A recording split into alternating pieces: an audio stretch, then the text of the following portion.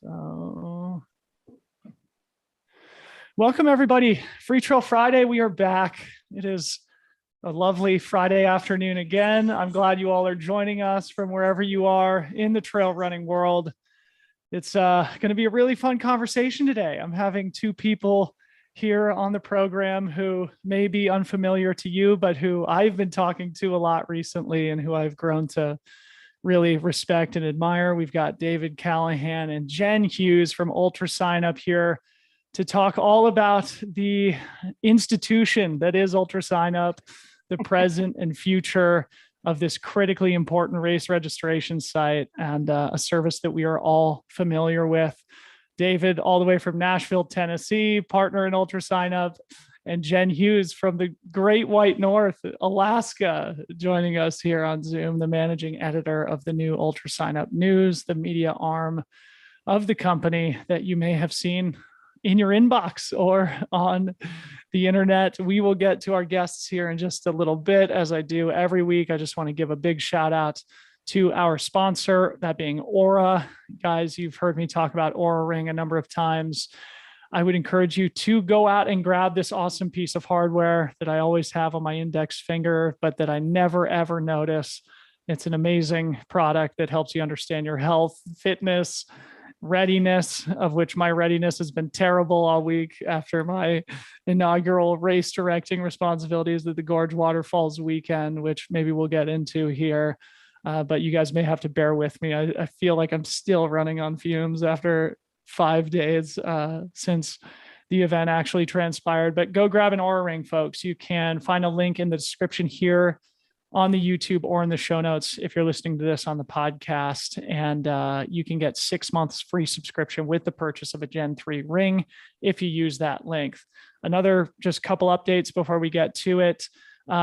You may have noticed that we put up a highlight video of the 100K race at Gorge just yesterday. Big shout out to Ryan Thrower, our creative guru here, who put together a 20-minute video in record time of all the highlights from race weekend. I think the 50K video is going to go up tomorrow on YouTube. So make sure you check that out, get inspired for your weekend training. And along with that video, we will have podcast conversations going up this weekend with the champions of both the 100K and 50K. So I recorded 4 interviews yesterday.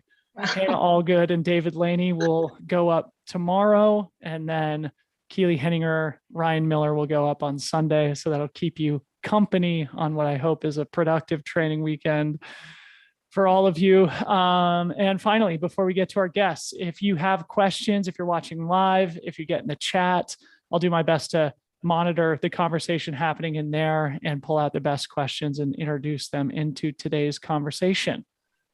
Okay, all that being said, welcome to our guests today. I guess David and Jenn, welcome to the show.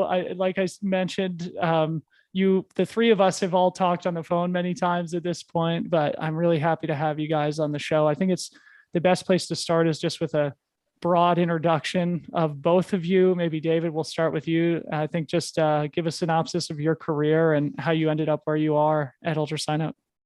Yeah, thanks, Dylan. We appreciate it, and honored to be on the show. And yeah, we are going to get into Gorge because I want to hear all about it. I want to hear what the transition is from racer to race director. I want to hear all about that. So I'm not going to let you get off the hook without talking about that. So, but yeah, so I'm live in Nashville, Tennessee. Started my professional career as an attorney. Practiced in the tax and estate world. So made most of my career arguing with brothers and sisters about their mom and dad's money, which was not a lot of fun, but it was becoming an increasing part of the practice of law. And so probate litigation was one of those, I used to say, unfortunately, I was good at it. Like it was one of the things that I knew it was a niche that I had, but it was exhausting. It wasn't a lot of fun. And so I transitioned out of that in the summer of 2019 and just started working on some sort of side projects with some of my friends that I had been connected to over the years. And in 2019, Jay Kelly, one of the partners in UltraSignup, is one of those guys. And he had he was trying to figure out a way to get a fitness app launched sort of in the community. And he and I were chatting about that. And I used to do a lot of triathlons before kids came along. And so, that experience of going through the registration process, I don't know, 100 times to do triathlons, I said, if I were to see this in the registration flow, this would be pretty interesting to me. So he took that and went off and started talking with some of his race directing friends in East Tennessee. And the message that kept coming back to them was, well, you'd have a really hard time building a registration platform and trying to put this inside of it. It's a lot of work, but there's this platform called UltraSignup that you may be familiar with that they may have some interest in chatting about this or about other opportunities. And so, pretty quickly the conversation went from like, hey, could we start this, what we thought was this cool fitness app, to, oh my gosh, like UltraSignup might be for sale, and we might be able to sort of move into that. And so, completely unwittingly, we became consumed with UltraSignup and trying to figure out a way of how we could sort of take over the platform and be stewards of it for the future. And so Jay and I got passionate about it and really sort of became consumed. And then we talked to 3 of our other friends that were not athletes, but I guess got swept up in the excitement that Jay and I had for it. And so the 5 of us, just 5 friends in Nashville, ended up sort of really pushing hard to try and find a way if there was an opportunity for us to move into UltraSignup. So, we started talking to Mark, the previous owner of UltraSignup. Mark Gilligan, the founder. Mm-hmm. Yep. Yeah. In late 2019, just to really see if there was interest and see if it was something we could pull together. And then, we were targeting like a spring 2020 deadline, like to get the thing closed. And we all know what happened. Yeah. Cool. Well, I want to pick up that where we left off there and go into what you guys saw in it and why you became all consumed. So thanks for that brief introduction. Jenn, I want you to also chime in with your personal history and experience professionally and within the sport. Yeah. In some ways, I feel like it's been a journey that kind of leads me to right here, so I have really spent the last 20 plus years, that starts to date how old I am, but in the marketing space, both in big corporations and in small businesses and running my own businesses. But, Nordstrom corporate right out of the gate with college, which was really foundational, right? Because of the way that they did marketing from a customer experience perspective and like telling a story and telling a vision. And that was kind of my foundational experience. But around the same time that many of us did, 2010, 2012, I found trail running. And like many of us, it was fell in love pretty hard and pretty fast. And so I was at a moment in my life where I could. So I actually started a trail running apparel company, Run Pretty Far. That was kind of a Northwest favorite there for a number of years. Small, but we had an amazing time with it. We were in small running stores across the country, and we had a regional distribution in REI. So it was quite a ride. Did that for about 4 or 5 years on that entrepreneurial journey. And including with my cousin. Yes. Oh my gosh, Ellen, how could I have missed that? Cassidy. So Cassidy, Dylan's cousin, was my graphic designer and right-hand woman. I mean, because that whole company, it was apparel, but what it really was about was, I was having this experience with trail running and the journey and the story of it. And I wanted to tell that story basically. And apparel was the most natural thing, to tell the story on. But so it was design, it was storytelling, and Cassidy was a huge part of that. So,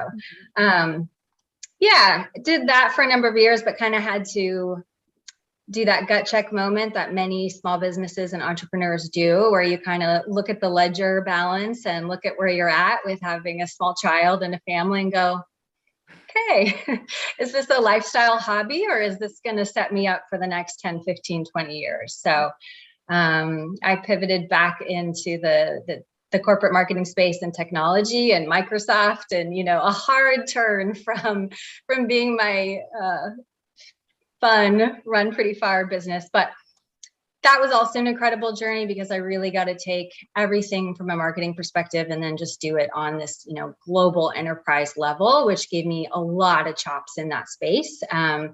challenging because you don't get to be as connected to trail running. And it's like during that time, you're just trying to keep the flame on as much as possible while working in this other field. And then over a number of years, making the dialing it back down. So I was less and less in technology, and then setting myself up for some new opportunities. And then that's kind of, it was all the perfect timing when UltraSignup came into the picture. Cool. Well, we'll pick up there.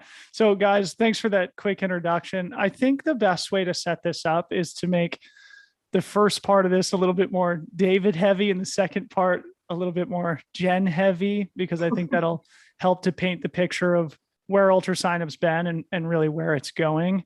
So David, I want to sort of pick up where we left off with you. Obviously, you said that you guys became totally consumed with this opportunity that sort of came out of left field, that UltraSignup might be for sale, that you might be able to actually come in and take over what is a totally important, critical service provider in our sport. So talk about the partners that were involved, what drew you to the business, and what potential you guys saw in UltraSignup as you started those conversations with Mark. Sure. Yeah. So, it's Jay, Kelly, and myself are the two that, that some people may know, because we've been the two really active partners that from day one have sort of slid in and started to sort of help the business. Then there's three other partners, two of which are my former law partners, Vivek Chandra and Jimmy Bewley here in Nashville, who don't run unless chased. And that's totally fine with them, and, fine with us as well. But yeah, they're passionate about the opportunity and the business, and really sort of enjoying the journey. And then the other one's JJ Rosen, who also, like a mean squash player, but that's about like the width and length of a squash court is about as far as you'll ever catch him running. But he and I worked together for years. He owns a company called Atiba Software in Nashville. It's a custom software company that's been around for 30 years or so in Nashville. And so, yeah, that's the five that sort of came together, this motley crew of guys, and decided that this was an interesting opportunity in a really awesome space. And what drew us to it really was, and I know this is going to sound cliche and everyone says it, but I mean, it really was the community. It was the fact that this platform was built in a way that all the races lived on the platform together, like in harmony, which is like, to some extent, a little, these races are a little competitive to each other at times and in certain locations, but they're still living on the platform together.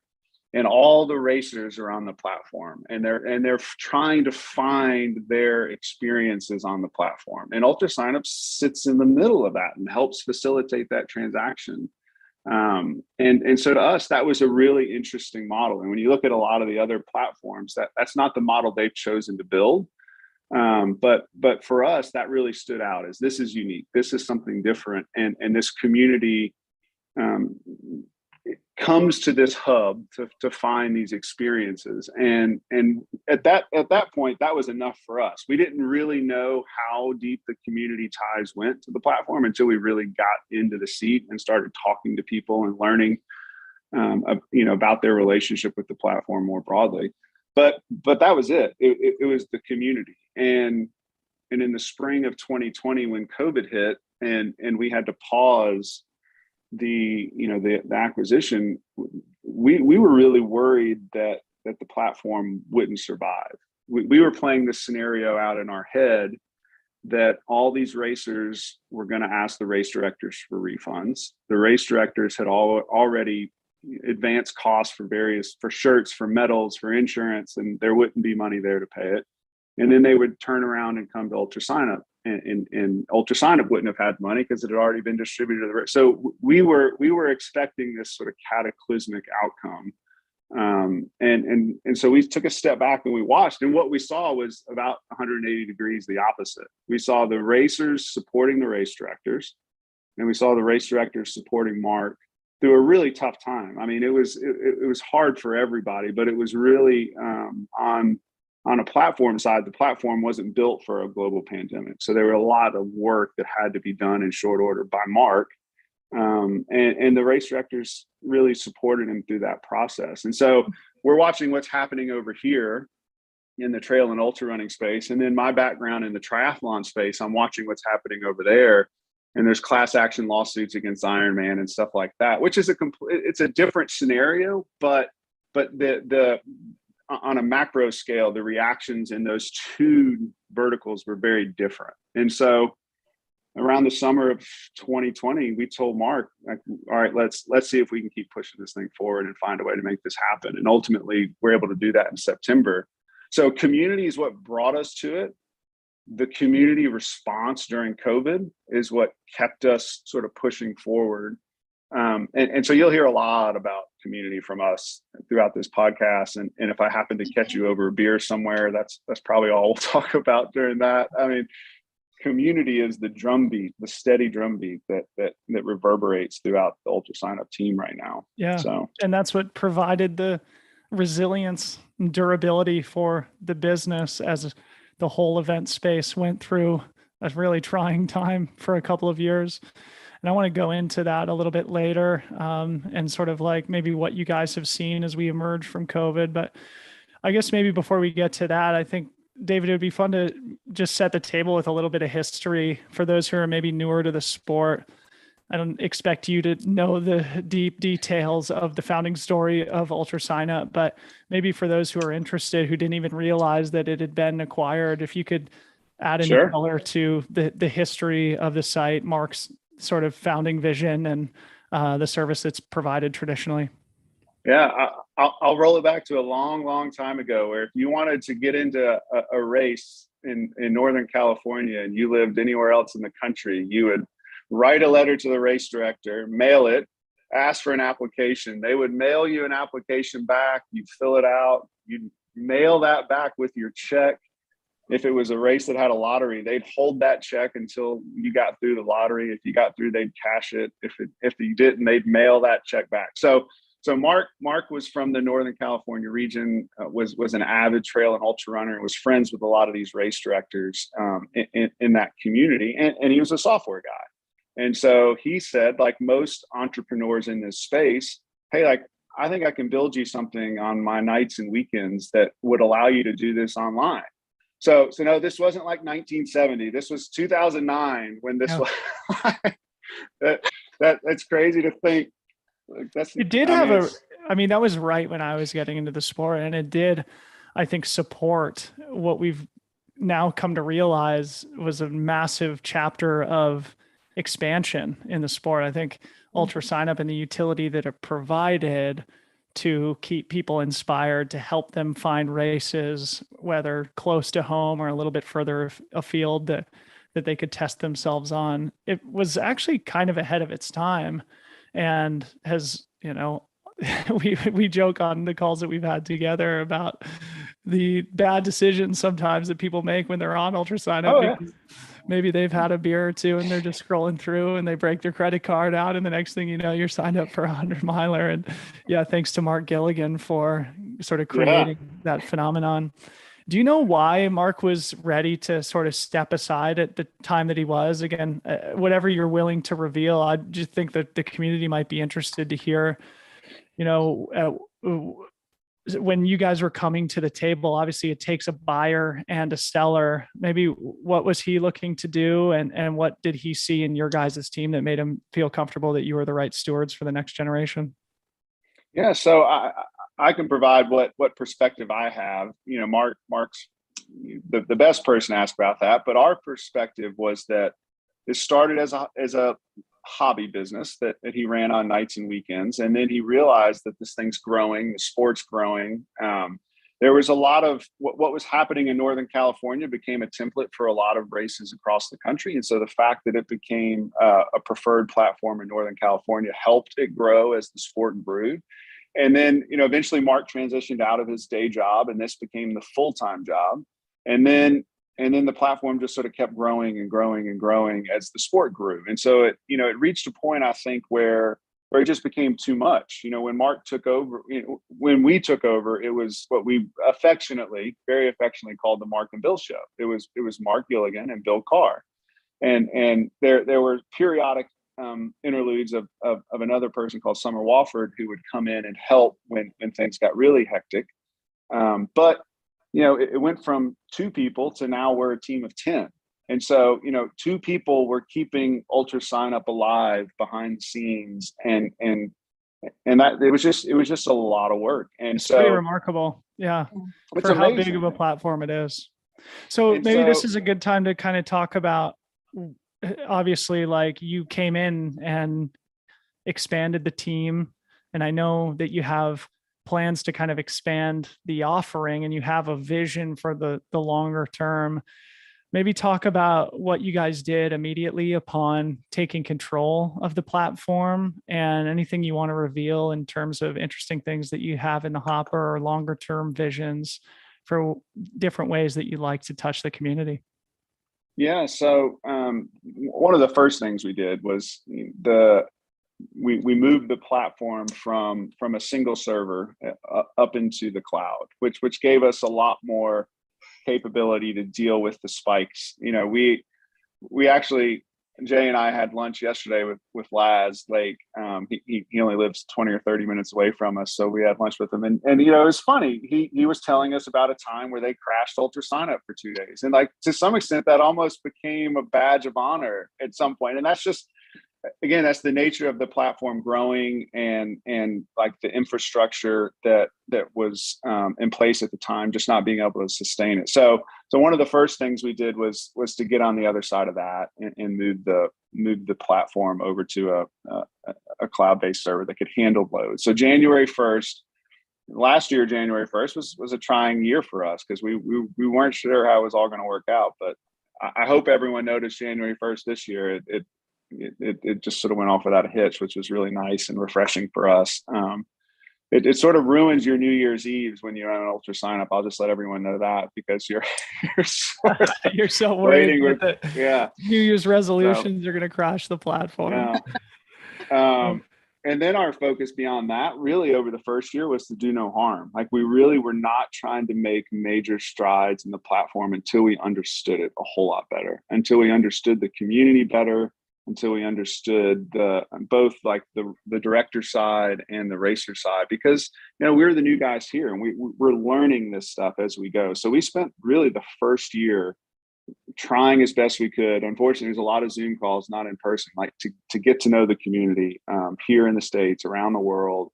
We spent a lot of time on the phone, and then early this fall, toward mid-fall, once we got Jenn on board, we actually started doing some really structured customer interviews, where we were going out and doing really dedicated, focused interviews with some of our race directors to better understand what it's like to be a race director, what it's like to use our platform, what are the struggles, what are the pain points. And we've taken that research, and we're now using that to develop the near-term roadmap, the midterm, and the long-term. And a lot of the near-term stuff is just like, can you make it a little bit more intuitive? Can you move buttons around? Can you make it easier to navigate around? Some of the longer term ones are bigger projects. Like, can we have a refresh? Can the site look a little bit different? Can the mobile experience be better? And so those are some bigger lifts. Those are some bigger projects. Gift cards, things like that we're working to bring to the platform. And then the long term stuff. And Jenn may cut my microphone off if she can. She's probably trying to figure out how to do it. But the longer term stuff is, and I'm like, we don't wear aluminum foil hats, but like, there is this Web3 future that's coming. There is this push towards sort of community participation, community ownership, returning part of this to the community. And so we are spending a lot of time digging into that area. And we're fortunate. Our sport has a very analog version of that in REI. And REI is a very successful cooperative business model. And Web3 is essentially that in a digital way. And so we're leaning very heavily into figuring out what the future could look like for the outdoor economy, not just UltraSignup, but the outdoor economy as a whole, with the tools and the new capabilities that exist in a Web3 world. So that's the long-term future, is like the next 10 to 15 years. How does UltraSignup participate and help usher in that future of the web? Awesome. I think that's the first reference to Web3 on the podcast. So, Well, and this is my favorite thing about David is that, you start slow with the drawl and you just kind of wait for it. And then the ideas start coming and you're like, okay, wait, hold back now. Stop the fire hose. That's why I've had such a fun time interacting with him offline, or I guess in a non-recorded context recently. And yeah, I know there's a lot of fun and big plans, and that it's not just a matter of taking over a business that has been successful in a niche community and just sort of letting it play on autopilot. But you guys have a lot of fun plans in the hopper. And I think it's a good time to start moving towards bringing Jenn into the conversation. You've been waiting super patiently, but maybe I'll let David tee this up and then open it up to you, Jenn. Obviously, David, one of the things that sticks out, excuse me, in my mind in our conversations was you sort of making the comment that historically UltraSignup had been sort of a passive community member, and that you felt like you wanted it to be more proactively engaged in the conversation and in the community. And so you've sort of enlisted Jenn and a team to start a sort of media business. So maybe talk a little bit about where that realization came for you as to the potential you saw to be more proactively engaged, and what steps you took to sort of bring Jenn onto the team. Yeah, absolutely. We felt like inside our ecosystem that there were so many stories to be told, that there's so much that's happening. And we hear about it all the time from race directors. We hear about it from racers. We see it inside our own platform and the data that we have access to. And so we felt like we were in a unique position that no other sort of media company that existed at the time could have access to. And so we felt that there was a real opportunity for us to put together a team that could help craft those stories and help bring that to the community in a way that was different than some of the models that are out there now. And Jenn can talk through sort of our foundational vision for how we're going to set up the media company, how we treat the creators, things of that sort. We also saw that we needed to adopt a crawl, walk, run philosophy with the media side of the house, which was let's do things that we can do right now, right out of the gate, and do it really well. Now, when I say right out of the gate, Jenn and Ben Yardley, who's the publisher for the media company, started like early fall, and y'all may have noticed that your first newsletter didn't arrive until, I don't know, mid-January. So it was right out of the gate's a relative term. It took a lot of planning, a lot of work to lead with that newsletter. And the future vision for UltraSignup is that newsletter eventually will lead into, additional media opportunities like podcast and video and things of that sort. And the media company is going to be a very integral part to what the future that Jenn's building inside the community platform side of UltraSignup. And so I don't want to tease it all away from what Jenn's going to talk about. She's got her note cards ready and she's ready to wow y'all with it. But we were thrilled to get the opportunity to bring Ben Yardley on, Jen Hughes, and then also Susan Kendrick, who's in Wisconsin, to help really spearhead that media side of the company. And they get all the credit in the world for it. I mean, Jay and I, we get the newsletter about the same time everybody else does. We see the stories that Jenn has been diligently working on, and that Ben and Susan have been sort of collaborating on, and we're as amazed as everybody else is when that comes. I hope everyone's amazed. I'm amazed.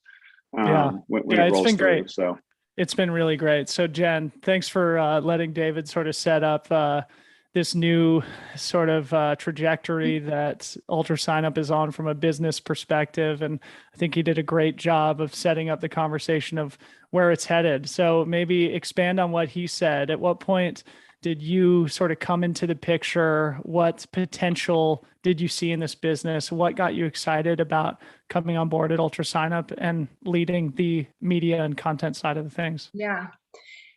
Yeah, I mean, it's been a multi-step. I think the first was talking with Ben and really realizing for myself how much passion I still had about this topic, how many stories I felt like I wanted to share and really give voice to the runners in the community and find ways to kind of, so for me, it's always been like, okay, there's gear and there's training and there's racing, and that's all really important. But what inspires me is the heart of trail running that sits right underneath that. And so when I started talking to Ben and then David and Jay, and I realized that they were on board with that, with finding ways to share that golden goodness that's just kind of underneath the frill layer. That's kind of what first drew me to the project. And then also, you know, like other people in the community, talking to David and Jay and saying, okay, who are you guys? Yeah. Like, what are you all about? What do you want to do with this company? And, you know, a couple good long conversations, and I had buy-in and I had trust just from talking to the two of them that their intentions were in the right place. So that's what got me excited initially about coming over, but then it's just been a journey from there. I think a couple immediate things were an aha for me that, yes, I have a vision about what trail running is, but it really is not about my vision. It's about finding a way to facilitate the community's vision.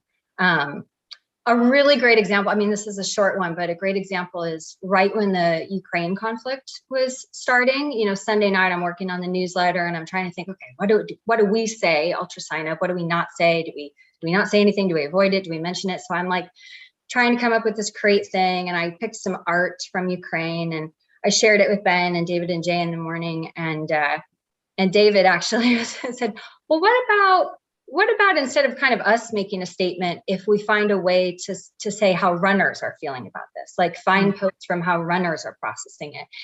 And, you know, having stayed up late, I'm like, oh, I got to redo everything. But what really happened was it clicked so strongly for me that on a weekly basis, this is not about my point of view. This is not about UltraSignup's point of view. This is about sharing a platform for the great stuff that's happening in the community and giving life to those conversations and those events. So that really shifted it for me and inspires me so much more every day. And then I would say the other really big piece of it, as we think about the business and the industry, is what we have as an opportunity with the marketplace. So I really think about Etsy and Airbnb all of the time. And I think about that individual creator that's making, you know, amazing letterpress cards or is renting out their mother-in-law, and they're making an entire business and, you know, income out of that. But no one's going to find them if the people aren't coming there, right? So if I can create an ecosystem where people feel like they're part of it and they love what we're putting out and they come on the platform and then they find your race is not a small race, but a small race, and then they sign up and they're happy, and like the cycle of happy keeps going. That's what really inspires me, because I think we actually have a chance to impact some of the big corporate moves that we're seeing in the space. Yeah, cool. Dylan, can I jump in for just Please. 1 minute there? Yeah, go ahead. I want to give you all a little bit of insight into something that Jenn just said that maybe passed over everybody else. But Jenn touched on an internal word that we use all the time that we're trying to more proactively push externally, which is that our race directors are not just race directors; they are creators. And so internally, as we talk about our race directors, we talk about them as creators. Wow. And we talk about our racers as enthusiasts. Like that's the terminology that's used internally with UltraSignup. And because with Gorge, for you, Dylan, like that, anyone can go run that trail anytime they want to. It's available. It's there. It's part of the earth. It's what they are paying that registration fee is for the creation that you put on and around that trail. Wow. And so we use the term creator and we try to think in that fashion intentionally every day when we're making decisions, when we're thinking about new tools, new services. It's how can we better help our creators make better creations, and how can we get the enthusiasts connected with the right creations? So yeah. Wow, that's an interesting psychological reframing, isn't it? Creators and enthusiasts, and it's almost like artists and fans, isn't it? Because then if you think of a company like Aravaipa, for example, big creative brand it becomes, right? And the people who travel around to the different Aravaipa races could be seen as sort of like roadies for a band or an artist, right? Like the type of people who are enthusiasts for the creators. I love that. So Jenn, back to you. Talk a little bit about the structure of the media side. Obviously, we've mentioned Ben's name a couple of times. Yeah. I can't remember the third name David just mentioned, but maybe talk about how you guys are working together and who takes care of what responsibilities. Yeah. So Ben comes from the publishing industry with Trail Runner, Rock and Ice, and Outside Media Group. So he has deep chops in that. And he has really been handling the technical integration side of things, which is a huge beast. Mm-hmm. David mentioned we spent all fall getting this ready. And, as you know, it looks seamless on the outside, but there's a lot of technical behind the scenes. So the email service provider, all that stuff, he really manages that so that I'm not spending much time thinking about it. I can focus on content. He's also really driven on the analytics side of things and just constant improvement. So I love that about Ben. He gets really passionate about letting contributors and creators, he wants to set up the platform so that they can share and just kind of do the behind the scenes work to support that. And then Susan's working on our brand partnerships because, brands are a huge piece of this, right?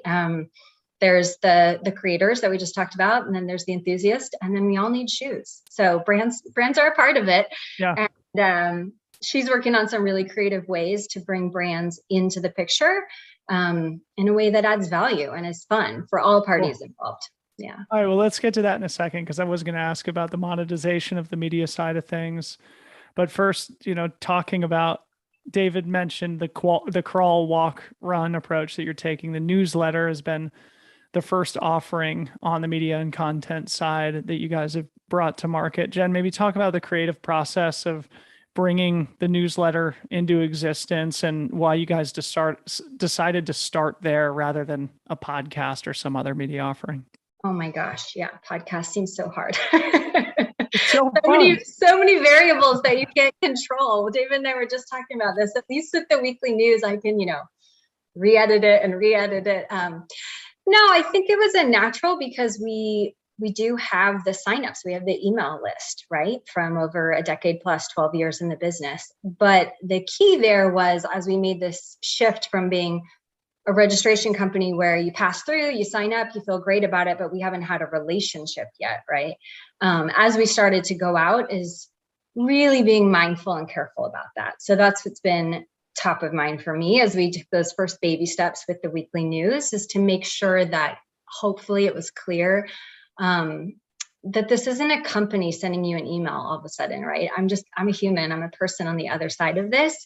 And I want to send an email that hopefully at the end of that, maybe you read an original story, you get inspired, you learn something that you didn't know, but also providing that value of rounding up everything else that's happening in the sport that week. I'm going to reach out to I Run Far and Trail Runner and Ultra Running Magazine, and I'm going to see, oh my gosh, what's the best stuff that they did this week? So I can put it all in one place, so that when you open it, you've got it all right there for you. Something new, the best of the web. And really just to make everyone feel included, like big tent, whether you just started trail running and you're super stoked and who the top of the top is and who's winning every race, or whether you haven't raced in 5 years and you're kind of only tangentially in it at the moment. But when you open that, you feel part of it and feel part of the community. That's huge to me. I mean, I have my husband read it every week to make sure that I'm not using like inside jokes that only a few people would get, right? That it matters. I want everyone to feel like they're part of it. We're in it together.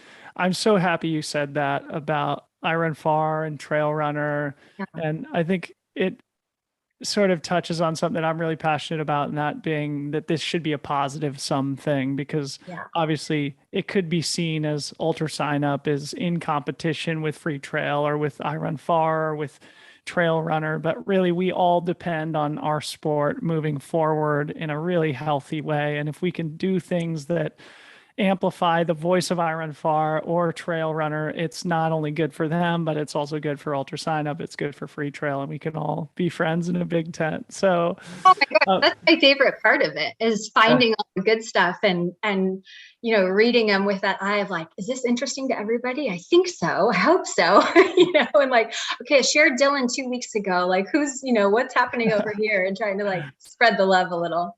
Yeah, it's great. So, talk a little bit about the structure of the letter. I know there's some curated content, there's some original content. I know you have some sort of consistent contributors, including our good friend Corinne Malcolm, co-host of the Trail Society podcast and one of the great minds in the sport. So maybe talk about the balance of the curated content versus original content, and maybe what your vision is for including voices on your guys' platform. Yeah.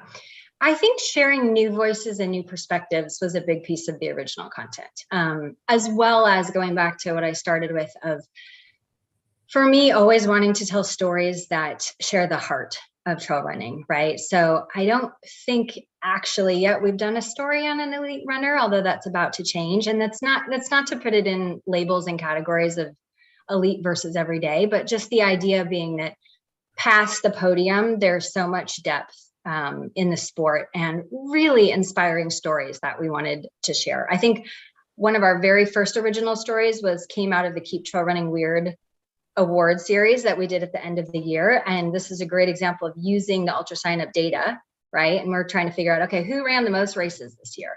And the person that came up was someone that I had never heard of. Her name was Jamila. I don't want to try to butcher her last name. It's a long last name. We'll call her Jamila because we're on a first name basis. But she's a woman that lives down in the South. She has, 6 kids. She has 3 jobs. She works at the Waffle House. And it's like, what are you talking about? This awesome. Woman ran more ultras than anyone else in the country. Like, we need to know more about her. So cool. And so that was one of the first original stories we wanted to do. And she's incredible. I mean, she works around the clock. She'll get off at like midnight, gets in her car, drives across the country to Utah, realizes she forgot her running shoes. She'll run 100-mile in flip-flops. It's like, it's no big deal. And then she'll just, drive home and go back to work. So those kind of stories are so galvanizing. They make us all, we're able to touch the core of it. So I love sharing those kind of stories for sure. But also just, again, realizing that like my vision is just one piece of this. So really what is going to be of interest to the broader audience. And there's so many different ways to go into that middle ground. Yeah. Cool. So original content for sure, because it gives new writers, new contributors, new voices, a way to share. But I love the curated too, for sure. Yeah. Are you guys looking for contributors? Like, should we point anybody towards your personal email with original content to be included? Absolutely. Or is that... I mean, the only reason I smile like that is it's a struggle to stay on top of the response time. So just don't get mad if it takes me a week or something to respond. But the amazing thing, the way we've set up the weekly news is anyone can actually just hit reply and reach out. And every week I get some people that have positive things to say and some people that aren't crazy about. Yep. So I take the good with the bad. So do I. Yeah. I mean, it's just part of it. And I appreciate all the feedback. So yeah. Well, you guys have been doing a great job so far. So going back to kind of the business side of media, as you said, you guys have this catalog of email addresses from all the people who have run ultras using your platform over the last decade. I don't think you've monetized it yet, but obviously I'm sure there are brands and partners who would potentially want to be featured on your platform or be, included or amplified using your microphone. What are the plans on the media side of things in terms of monetization? I've come to learn, just how sensitive you need to be about that and how tough it can sometimes be, especially because like there are people working around the clock on this and you need to pay people salaries. So this is kind of open to both of you, but what are the plans for the business side of the media operation at UltraSignup? David, is that you or me? Sure. I'm happy to take it. We often joke that we're like a 12-year-old startup. And so we run with a very startup mentality. And I think there may be a perception from the outside that UltraSignup has almost endless budget to do things. But I mean, we're because you're a tech company. It's like, are you guys doing a SPAC anytime soon? Or yeah. We did one last week. Unicorn? We're going to do another one tomorrow. Yeah. So I think there's, we're bootstrapping just like everybody else. And so we have, we've got people that we've added to the team, and we've got big visions for where the future goes. And so right now the website's monetized essentially through registrations. And for us to get to this next future, for us to bring all these new community tools that we see, and for us to bring the full capability of the media side that we see, brands will be a part of that. That's just a necessary outcome. What we continue to come back to as a team is that we want brands to participate in this ecosystem in an authentic way. And if they're going to be here, we want them to bring value to either the creators that they're working with or the enthusiasts that they're trying to get in touch with. And so we could have slapped banners all over the newsletter right out of the gate. They could be all over UltraSignup, and we would be moving out of the bootstrapping phase pretty quickly. But that's not the vision we have, and that's not the relationship we want to have with brands and with the community. And so you're going to see a lot of things coming out in the next year or so where we're trying to bring brands in authentic ways, like in-person events, for example. We did an in-person event in Boulder last year, just as a test, just to see if we reach out through our email list, could we get people to show up for an event in Boulder that was supported by Solomon, that was at a local running store. We brought our race directors in so that they could meet, and we just had a morning run on a Saturday and a Q&A after that, and so that became the template for what we're going to be rolling out more broadly across the country. But that's one way that we felt like brands could bring real value to an interaction. They could help us bring race directors together. They could help us bring runners together in an authentic way. One other thing that you'll see, if you register for a 50K in the next 6 months, you'll see what we're calling a registration to race day email, which is brands are going to be helping us create content to deliver to racers from the time that they register to the time that they show up to the race. Because we have one of our goals is to do what we can to help racers show up to that race happy, healthy, ready to race. And we know that our creators are already busy with everything else that they're doing, and they would love to do that as well, but there's so much time and so much resources that are available to them. And so over the next 6 months, we're going to be sort of in a beta test with our first 50K registration to race day email flow, where brands are going for them to be participating in that, they have to be bringing real value to that email flow so that people can get benefit out of it and hopefully can show up to race day happy, healthy, and ready to race. What a great idea. Jen, anything to add there on the business side of the media front? Yeah, I mean, I think you will see, like David was saying, brands start to be integrated even in the weekly news. But for me, it's Ben and I have this great push-pull because he does come from more of an advertising perspective. And I mean, I'm not anti-brand. I love brands. It's just more about changing the way we do it from a customer experience perspective, right? So if the brand's going to sit in the middle of the email, that's great. I just don't want it to be an ad slapped in the middle. I want it to be something that as you pause and read that part, you're like, oh, that's really helpful. I didn't know that about these socks, or yeah, I'm looking for this nutrition, just value. That's it. As long as it's positive interaction and experience and adds value, then I'm all in. So, yeah. David mentioned some other things that are coming in regard to community tools and platform. And I think there's some really nice ways to have Q&As and discussions with brands. I mean, we all want to learn about these products and buy them. We just don't want to be slapped with banner ads from my perspective. Yeah.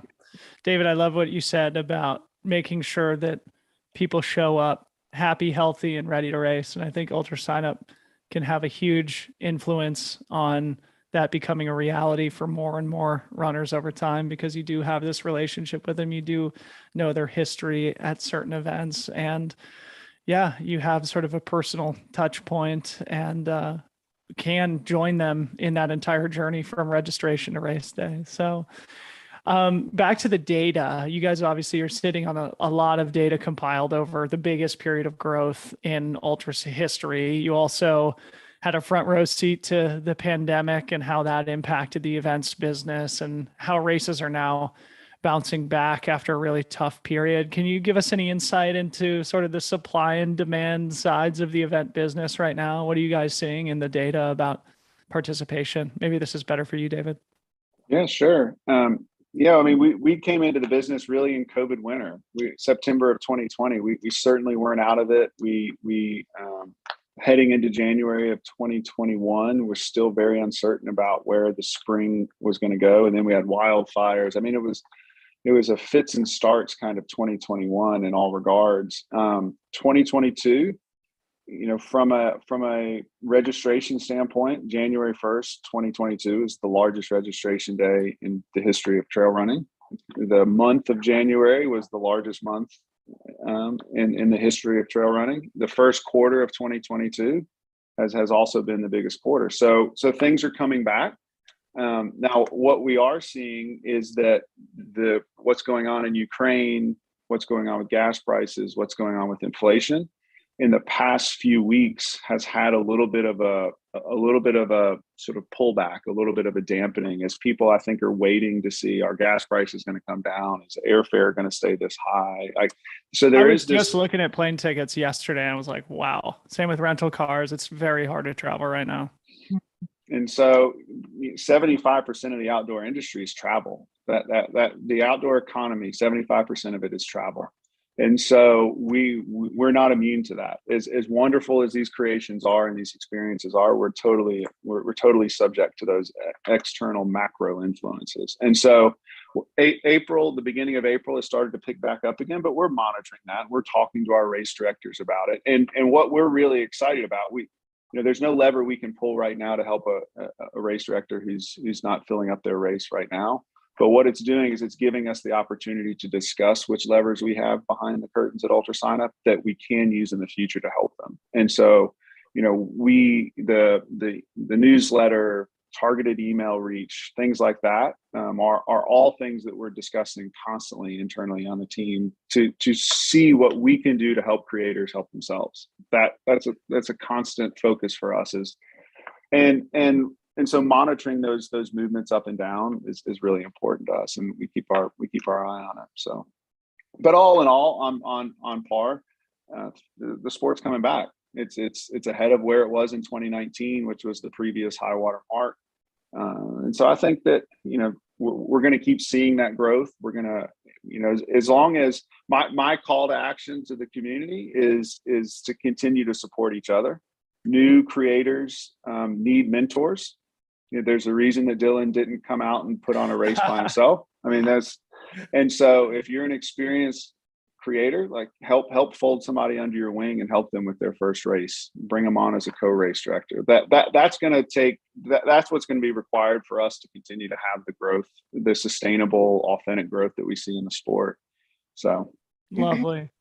That was my lead into now. In the last 8 minutes, I want to hear about Gorge. Yeah. Well, all right. So this is a good place to start winding down. So I'll set up a question, and maybe we can go into Gorge from there. So, obviously you've referenced your race directors, your creators, as you called them, a number of times.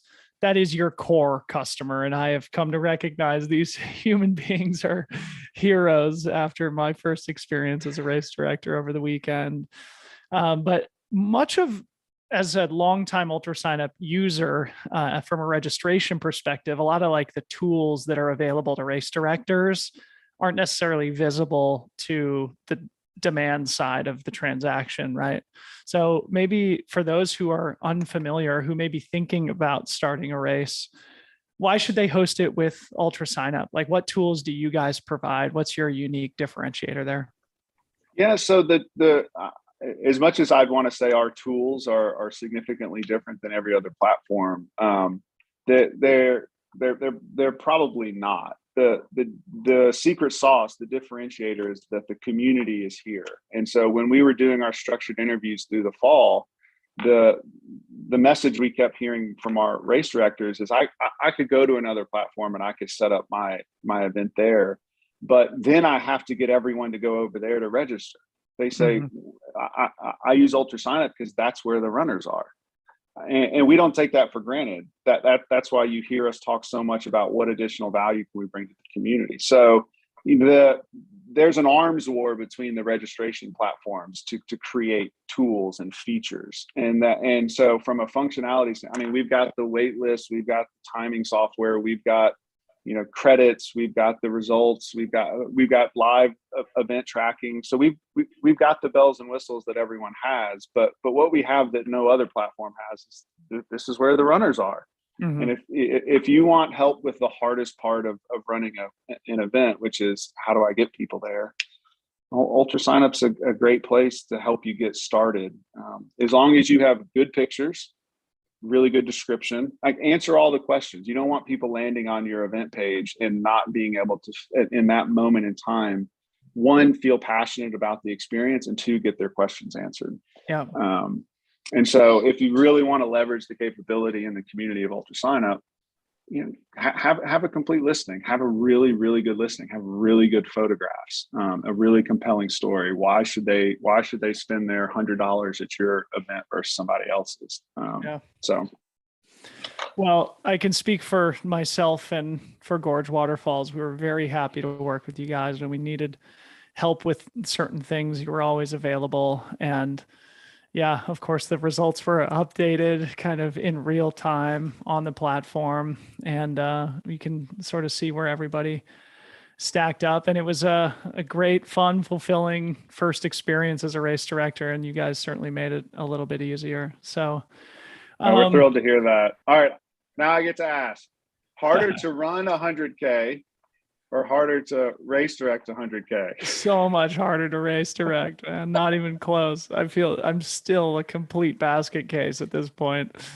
My main responsibilities, aside from like chasing some of the leaders around, was just emceeing the finish line. And so I've tried to be as quiet as possible for the last few days and not speak. But of course, that's always hard for me, especially when I live in a house filled with microphones now. So, but it was such a joy, just like absolute peak life experience to be able to greet every single runner as they came over the finish line. And I made a point to ask every single person where they were from. And it created just this really fun sort of theme throughout the weekend of, there's a lot of obviously like Portland and Seattle, but then there was, somebody who had just flown in from India. We had someone from France. We had a Scottish guy. We had people from Columbus, Ohio, from the South, from Southern California. It was just absolute thrill and joy for me. So it was great. So maybe in closing, guys, let's talk about something that we're excited about for the sport. Like, is there anything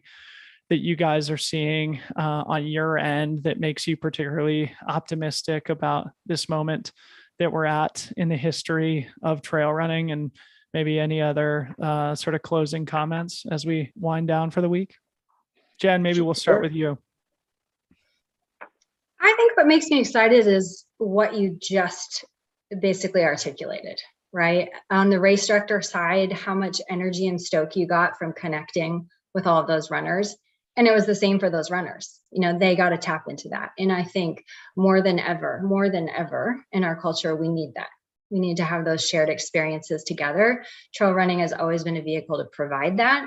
And what I get to do right now, I get to take that energy that you felt this weekend and bring it into a newsletter every Tuesday morning and just keep all that goodness flowing. It's like the weekend's not over. It's still here. Yay.